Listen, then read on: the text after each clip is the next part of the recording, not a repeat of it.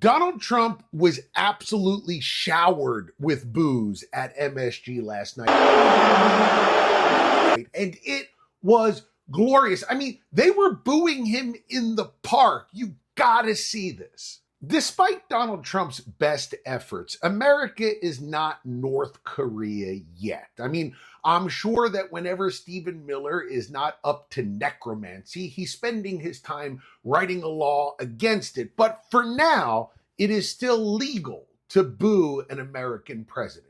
And you know, when you think about it, letting your leader know that you're dissatisfied is about as American as you can get. It's as American as health complications from eating too many apple pies. In fact, there's been a long and storied history of booing the president. In 1931, at the nadir of the Great Depression, Herbert Hoover dodged a rain of falling stockbrokers to attend a World Series game. The people there were divided into two camps, those who hated him for his disastrous economic policies and those who hated him for his continued support of prohibition. And they hated him so much, and they booed him so legendarily that the next year, Hoover skipped the World Series entirely, and then a month later, skipped out on the presidency.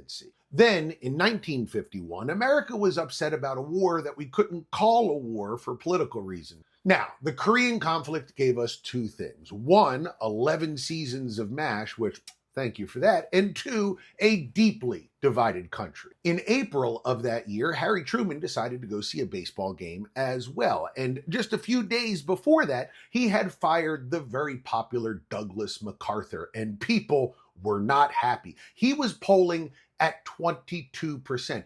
22%. That's Pete Hegseth's weekday blood alcohol content. Well, when Truman arrived at the game, the people let him know how they felt, and it wasn't happy.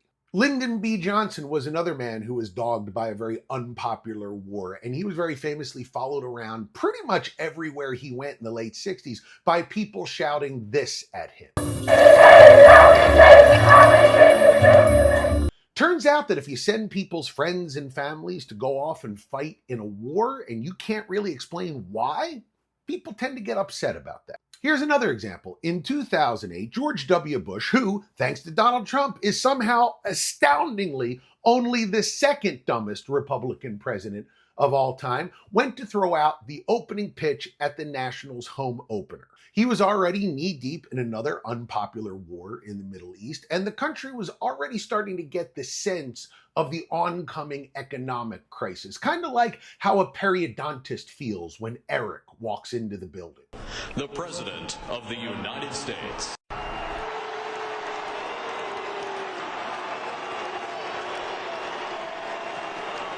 But all of this really pales in comparison to what the fine people at Madison Square Garden did to Donald Trump last night.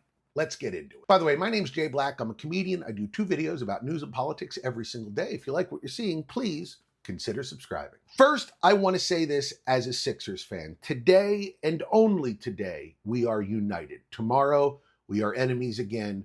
But today, we had a bigger enemy, and his name was Donald Trump. And I just have to say, Knicks fans, you did a wonderful job. Seriously, if you were in that arena and your clothes were wet, by the time the booing was done, the water had vibrated off of your body.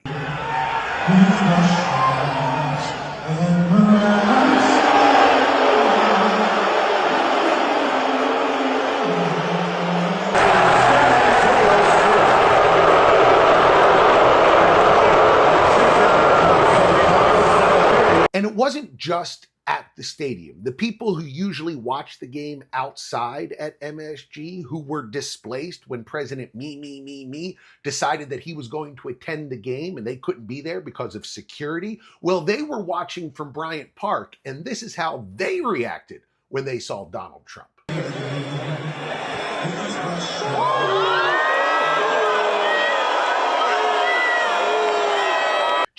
Just imagine that for a second, Donald. Those people hated you so much, they booed even though they knew you couldn't hear them. If a presidential approval rating falls in the forest. But here's the thing. I want you to take a look at this through line for just a second. Unpopular decisions that hurt everyday people. economic insecurity, meaningless wars that the people in charge are unable to explain why we're in. The American people have been amazingly consistent for the last 100 years, and Donald Trump has failed them spectacularly on all three fronts. And you know, historically, if we take a look at what happened to each of those presidents in the past on the election after that booing, it's going to be a very blue November. Although I guess you can console yourself with this one small thing, Donald. Unlike your inauguration, you did beat Obama here. He was never booed like you were just booed. To a very special guest, former